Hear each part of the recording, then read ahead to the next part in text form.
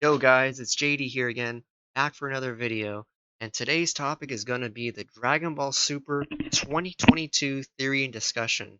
Um, basically, I was hesitant on making this because we still have very little information to go off of.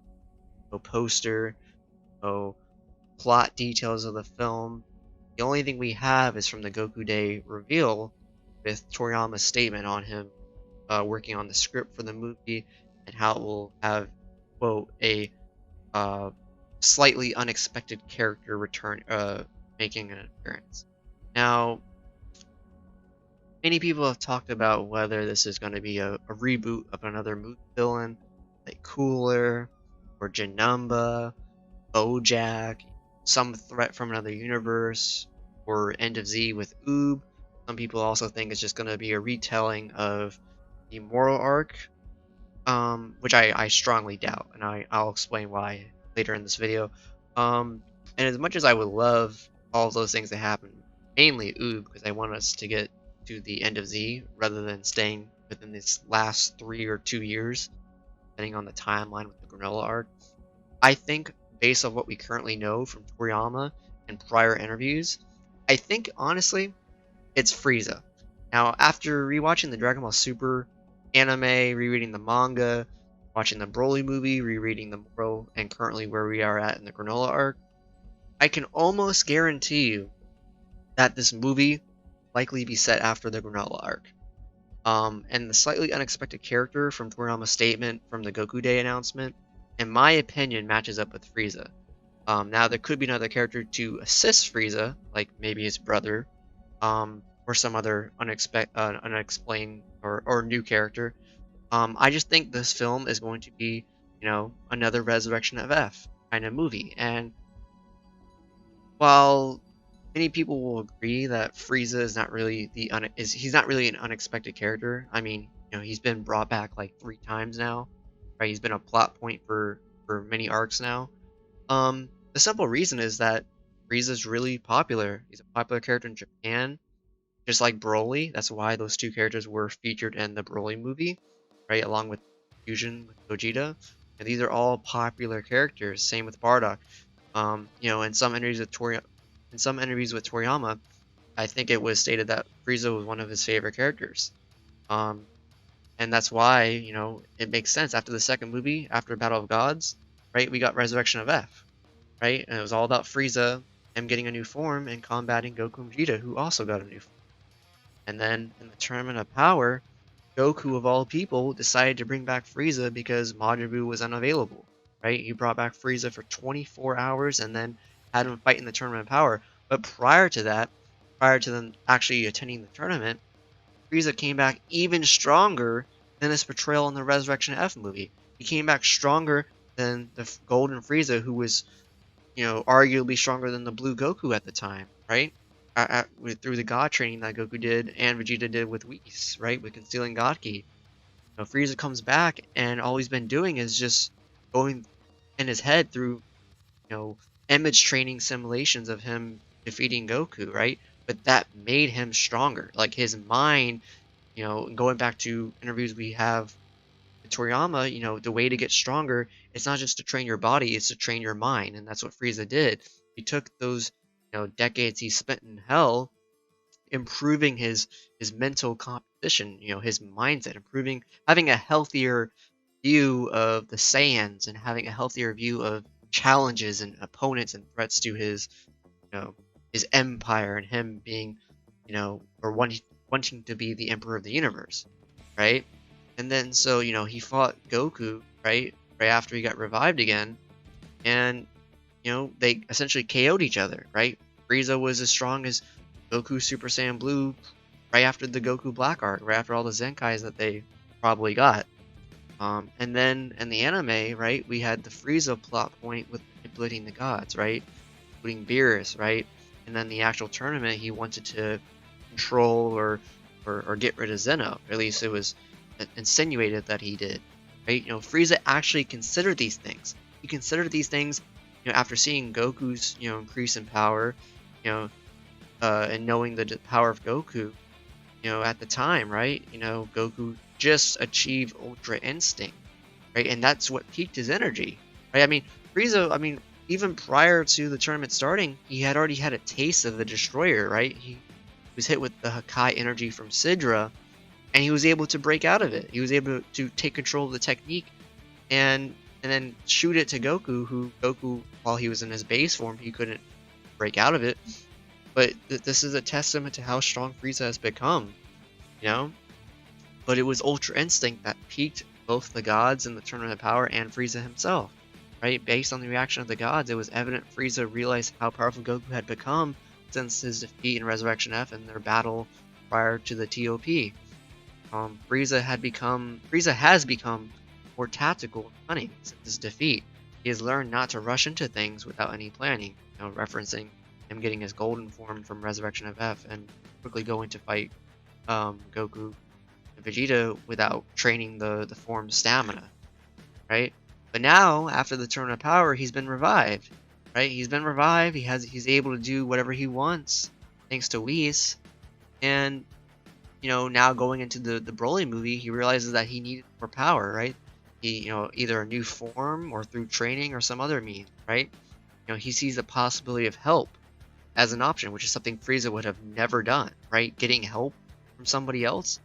And, this is his goal, is to take over the universe, which is what he's always trying to do with this, planetary federation business, spiel. But, his goal is to get rid of Goku and Vegeta and the Saiyans, and probably also get rid of the gods. And so that's why he recruited Broly and Paragus, Saiyans that he despises and got rid of, right? He recruited these people, right? He acknowledged Broly's power and his potential to be a likely asset to his empire, right? After seeing Broly's Super Saiyan power and then the fusion technique of Gogeta, this once again reminded Frieza that he needs to consider his options. He needs to carefully review what he's about to do. He can't just rush into Earth to get the Dragon Balls, just because he has a new minion. And so now in the Moro arc, we kind of see that, right? In the Moro arc, based off the Dragon Ball Super Volume 13 extra pages, Frieza was aware of the Moro fight. And, because of what Sorbet had said, they have battle droids, or battle drones, that are monitoring the Saiyans. That's how Sorbet and them found out about Goku's fight with Majin Buu. It's likely that Frieza, now that he's alive, possible that he had droids or battle drones continuing to watch Goku and his friends' battles on Earth while Frieza is attending to his empire, right? So it's possible, based on these extra pages that would show us that Frieza was aware of Moro and the Galactic Patrol and the prisoners, it's also possible Frieza was aware of Moro using with 7-3 and then the copied abilities of Mirrors, right? It's also possible he's aware that, Moro 7-3 was using Ultra Instinct as a result of the 7-3 copy abilities. And now, with the Granolah arc, we literally have another plot point of the story with Frieza and the Ceruleans, right? Frieza's been name-dropped over and over again. Of course he's going to make an appearance. It's just basic foreshadowing 101, right? Now, the point of this video is that if Frieza is to come back in this film again, like another Resurrection of F, how will it make sense? Well, it'll make sense if Frieza, gets something new. Ultra Instinct, Hakai. Now, JD, you might be saying, how would Frieza get those things? Well, it's because of what just happened in the Moro arc and possibly in the Granolah arc. The Moro arc introduced 7-3, who's a character who literally is a walking Deus Ex Machina. What is he capable of doing? Copying abilities, such as God techniques, as we saw with Mirrors. Then we see a character who's used with 7-3, and was also able to use those abilities as well. Moro was using Ultra Instinct. Some people will say he wasn't, but the panels obviously suggest he was using Ultra Instinct, even if it was just temporarily. It seems, that's one avenue Frieza could do to get relevant again, to get on the level of Goku and Vegeta, who have been training continuously with the gods, right? That's one avenue. The other avenue is, in the Granolah arc, what was introduced? The Cerulean Dragon Balls. What are the Cerulean Dragon? What are Dragon Balls? Well, they're Deus Ex Machinas. They're wishing orbs that are a portion of the divine granting powers of the divine Dragon Balls or Super Dragon Balls. And these Dragon Balls, referencing the Cerulean ones, appear to be able to do things that the Earth's Dragon Balls and the Namekian Dragon Balls can't do, or at least it hasn't suggested that they can do. Granolah, if you've watched my videos, my Granolah Hakai and UI video, or my Chapter 72 review, I suggested with evidence that it's very likely Granolah got the God techniques, UI and Hakai, as a result of the wish. And since this arc likely will introduce Frieza, right, it makes sense that it's possible Frieza would use the wish to do what Granolah did, but for him. And, this makes sense because in the anime, ever since the Tournament of Power and witnessing the Ultra Instinct technique and its reaction with the gods, Frieza knew Goku was stronger than him. However, he also realized that having a techniques like that would be the bridge to him continuing his plans for universal conquest and controlling the gods. Same with Hakai. He witnessed firsthand the power of a destroyer. He survived the energy of Sidra. He survived the energy of Topo, right? These are considerable, powerful foes, and you know he's aware of these techniques now. He's aware of the gods. He's aware of their behaviors, their actions. He's aware of the Super Dragon Balls. You know, there's a lot of context that would make it that would suggest that this is a likely possible plot point, right? In the Broly movie, he wanted to make a wish to be stronger or to be taller, which is a gag, of course. But I'm assuming if he got taller, he would have a power increase as well, right? You know, and like I said, in the Granolah arc, we've had the Frieza name drops for a while now. It's all leading to something, and so why not that something be a movie, right? And going back to some other interviews with Toriyama, I think it was Jump Festa 2018 or 2019. I think it was 2019, when they were doing voiceover work for the Moro arc, when Nozawa and Vegeta's voice actor they were reading the Moro arc, and they were giving voiceover to it, and then in that same panel we got a statement from Toriyama saying he was working on a new story. Now that new story could have been the could have been the new movie, which we know has been in development since the Broly movie, but it's also possible that it was for the Granolah arc. What if, and this is a theory, what if this is the final arc for Frieza, because he will be Hakai'd, as many people theorize, either by Vegeta or Hakai, or permanently erased this time. A last hurrah, if you will, for Frieza's character. It's true that Frieza makes money and is popular, but like some fans in the West have suggested, his character has gotten stale, repetitive, and even in some cases boring. So this is why they brought back Broly, he was one of the most popular movie characters. Broly is popular and he makes money. Frieza does as well. Toei cares about money, and Toyotaru, is a fan who tries to deliver, but it's very fan-serviy, like, right? And this is why the Moro arc was so good. It was his arc. I mean, Toriyama, you know, um, to our knowledge, was not really involved in the Moro arc. Miras is a Toyotaru creation.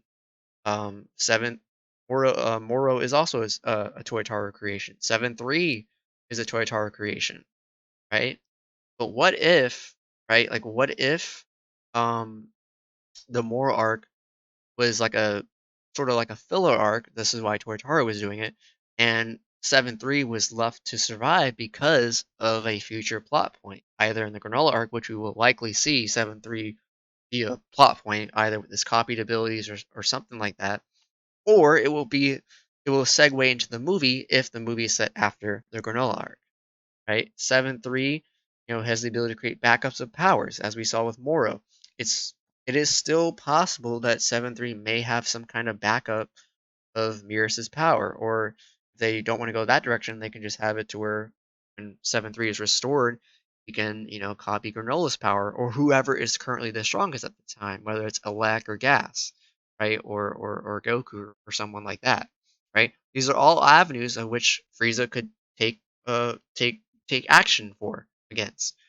Um and you know, these are all ways for Frieza to get UI and Hakai, because if Granolah has UI and Hakai, which I've argued countless times now, again, if 7-3 were to copy him, those powers would now be copied, and 7-3, all Frieza would have to do is just use the Cerulean Dragon Balls to transfer the said power to himself, or Alec and Gas could do the same thing, right?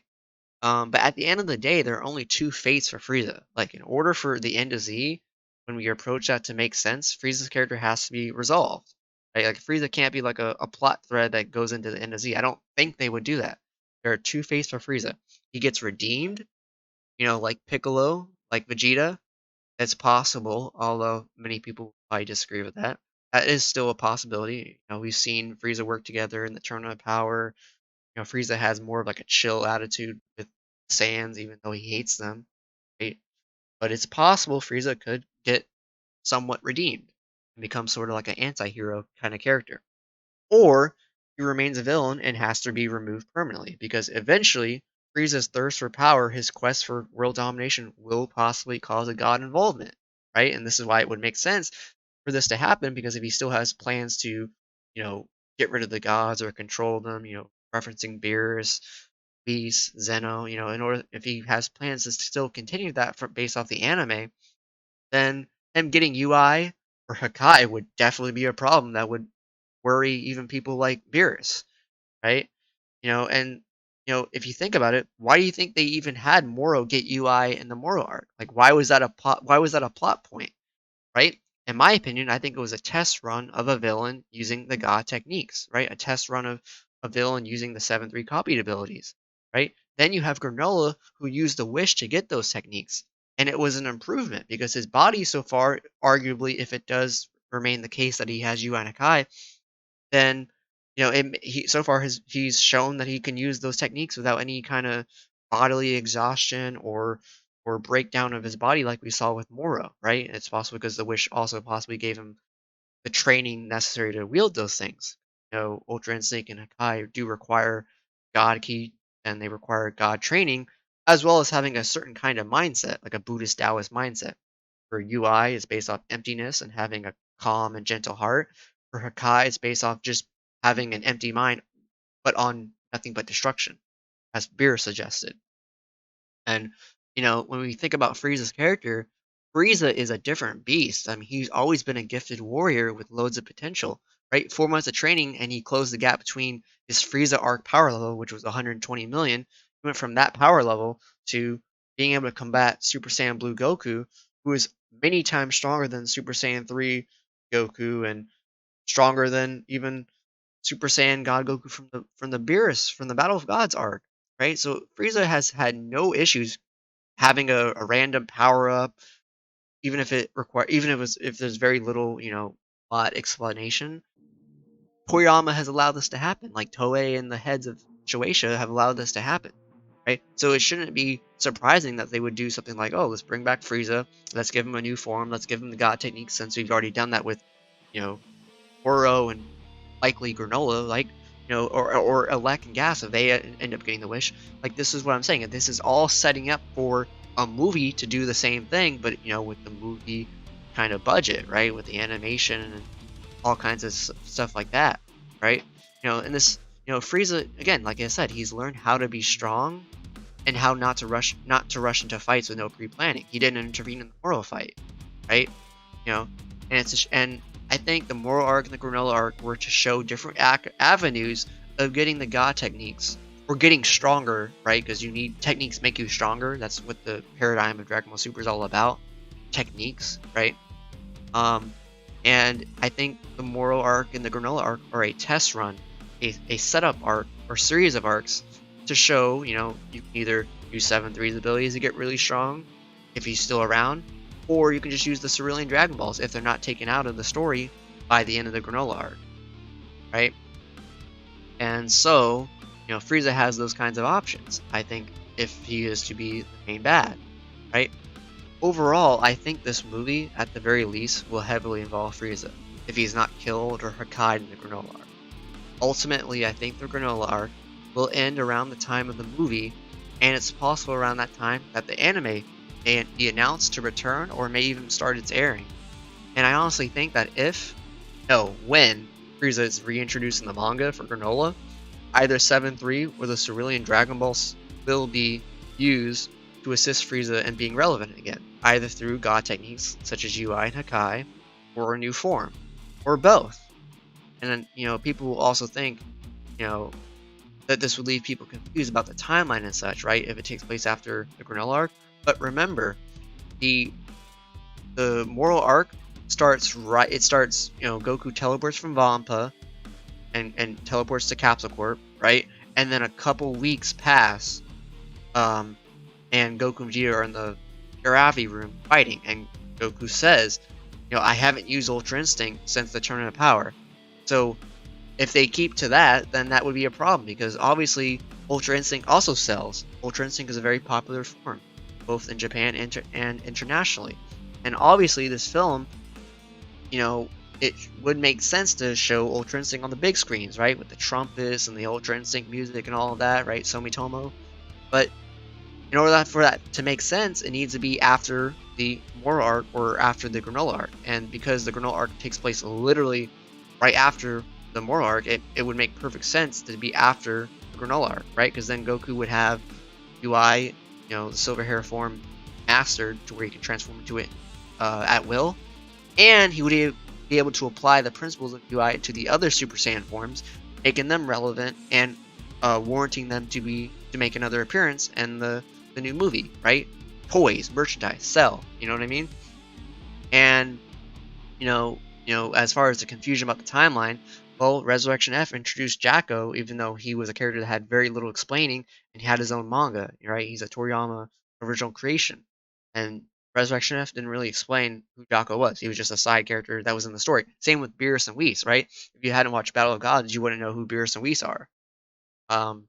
So again, this isn't something new. They've made movies that they try to make them standalone, self-contained stories, but they still might have characters or plot points that have very little explanation, right? Because at the end of the day, it's just fighting, it's just new forms, it's just techniques, it's just a beat 'em up story, right? And so sometimes they have promotional pamphlets and promotional material prior to a film's announcement, which they may do, but I think they're just gonna they're going to do like a manga promotion to promote the manga to get people to catch up in preparation for the film, right? I think the Granolah arc is going to wrap up, and I think the Granolah arc will wrap up and segue into the movie. Whether it's Frieza or Frieza and a new character, like maybe they reboot Cooler and it's Frieza and Cooler, but Frieza does a wish to get really strong, and then Cooler just happens to be like a really strong character like Jiren. They could do something like that, but I definitely think Frieza is going to be like they have to resolve Frieza's character before the end of Z. But anyways, that's my thoughts on the Dragon Ball Super movie 2022. And I actually do want to see another movie character rebooted. But I just think Toriyama, it just makes perfect sense. It to give Frieza a new form would be very easy. It's a new coat of paint, right? If he gets the Ultra Instinct, make him very silver and give him the UI aura, right? The UI eyes, right? And then if he has Hakai as well, give him the purple Hakai aura, give him Hakai balls of destruction, right? They could do something like that. And, people will have a problem with that, right? Because it's a cheap way to get those techniques of which Goku and Vegeta have worked very hard to get.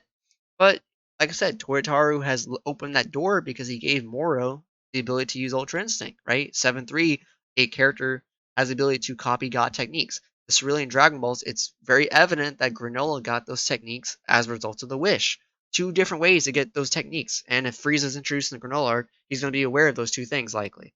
So again, the way I see this film playing out is it's all leading up to the movie. And if Frieza's around, if Frieza survives the Granolah arc, definitely going to be a big threat. And obviously, Broly's going to make an appearance in the film too because Broly sells. They give Broly a new form, of course. But anyways, thank you guys for watching this, and I'll see you guys again. Bye, guys.